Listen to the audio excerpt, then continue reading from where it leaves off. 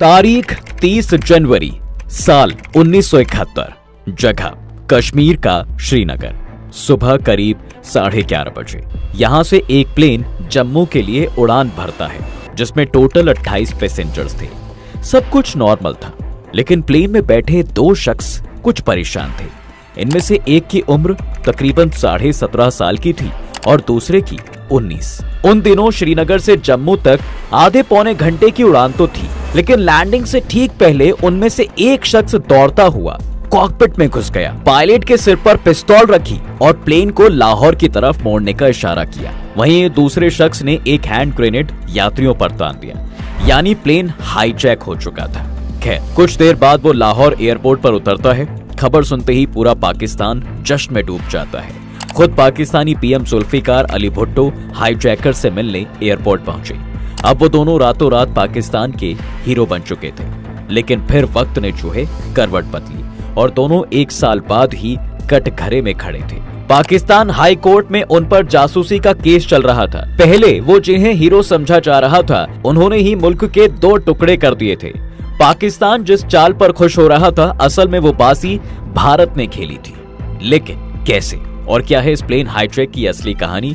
कैसे इसने पाकिस्तान के टुकड़े कर दिए और कौन थे वो 2 शख्स, आइए जानते हैं। कहानी की शुरुआत होती है 1970 से। उस वक्त ईस्ट पाकिस्तान में गृह युद्ध चल रहा था और बांग्ला बोलने वाले अलग देश यानी बांग्लादेश की मांग कर रहे थे। वहीं इधर पीओके के terrorist group national liberation front ने उन दिनों एक नया टेररिस्ट ग्रुप बनाया था। उस ग्रुप का नाम था अल फतह। इसके लोगों ने जम्मू कश्मीर में अपना आतंक फैला रखा था। वहां की जनता और पुलिस दोनों इनकी हरकतों से परेशान थी। इस परेशानी से निपटने के लिए उन्होंने भारतीय खुफिया एजेंसी रॉ और आईबी का सहारा लिया और उनकी हेल्प से इस ग्रुप के 36 आतंकवादियों को दबोच लिया गया।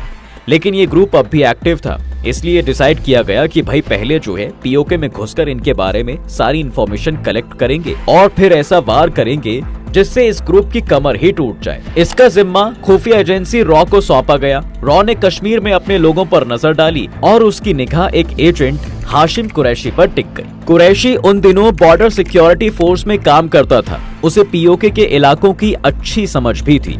रॉ ने कुरैशी को तैयार किया। उसका काम था अल फतह में घुसकर उससे जुड़ी इंफॉर्मेशन कलेक्ट करना, वो भी इतनी खुफिया तरीके से कि पाकिस्तान की हवा को भी भनक ना लगे। प्लानिंग के अकॉर्डिंग कुरैशी पीओके तो पहुंचा, लेकिन अफसोस पाकिस्तान की खुफिया एजेंसी आईएसआई को उसकी भनक लग गई। आईएसआई ने कुरैशी पर डोरे डाले और उसका मन बदल गया। वो आईएसआई के पाले में चला गया। इसके बाद कुरैशी की हेल्प से आईएसआई ने एक खतरनाक प्लान बनाया। प्लान के अकॉर्डिंग पाकिस्तान एयरफोर्स के एक पायलट ने कुरैशी को विमान चलाने और उसे हाईजैक करने की ट्रेनिंग दी। उसे बताया गया कि पायलट कहां बैठता है, कॉकपिट में पायलट को कंट्रोल कैसे करना है और प्लेन में बैठे यात्रियों से कैसे डील करनी है। इसके अलावा हाशिम कुरैशी को हैंड ग्रेनेड चलाने और बम बनाने की भी ट्रेनिंग दी गई।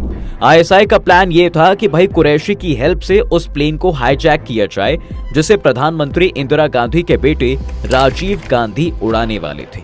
दरअसल उन दिनों Rajiv Gandhi as a pilot Srinagar आते रहते थे। खबरें थी कि 30 जनवरी वो फिर से श्रीनगर आ रहे हैं, इसलिए उन्होंने हाईजैकिंग के लिए 30 जनवरी का ही दिन चुना। ट्रेनिंग पूरा करने के बाद कुरैशी को भारत भेजा गया, लेकिन भारत की इंटेलिजेंस एजेंसियों को इसकी भनक लग गई और उसने हाशिम कुरैशी को दबोच लिया। उसके कब्जे से हैंड ग्रेनेड और एक पिस्तौल बरामद की गई। पूछताछ के दौरान उसने आईएसआई का प्लान उगल दिया। मामला सीरियस था, इसलिए इमीडिएटली इसकी इंफॉर्मेशन बीएसएफ और रॉ के टॉप ऑफिसर्स को दी गई। इसके बाद अब रॉ ने चाल चली। चाल पाकिस्तान को उसके ही खेल में मात देने की। इस बार रॉ ने कुरैशी को तोड़ लिया। साम दाम का समय तो बीत चुका था, तो दंड भेद का सहारा लिया गया। कुरैशी से कहा गया कि भाई जो कुछ वो सीख कर आया है वही काम उसे करना है, लेकिन भारत के लिए। और अगर वो ऐसा नहीं करेगा तो जेल की सजा उसका इंतजार कर रही है और ये भी हो सकता है कि उससे पहले ही वो अपनी जान से हाथ धो बैठे। कुरैशी के पास रॉ की बात मानने के सिवा कोई चारा नहीं था। इस प्लान में कुरैशी के चचेरे भाई अशरफ कुरैशी को भी शामिल किया गया। दोनों से कहा गया कि उन्हें श्रीनगर से जम्मू जाने वाला इंडियन एयरलाइंस का प्लेन हाईजैक करना है और उसे लाहौर ले जाना है और लाहौर एयरपोर्ट पहुंचते ही सबसे पहले पीएम जुल्फिकार अली भुट्टो को बुलाना है। ऐसा इसलिए ताकि दुनिया के सामने साबित हो जाए कि भाई प्लेन को पाकिस्तान के कहने पर ही हाईजैक किया गया है। अब इसके बाद उन्हें अल फतह के उन 36 आतंकवादियों की रिहाई की मांग करनी थी जो भारत की जेलों में बंद थे। प्लान सेट करने के बाद रॉ ने इंडियन एयरलाइंस का एक प्लेन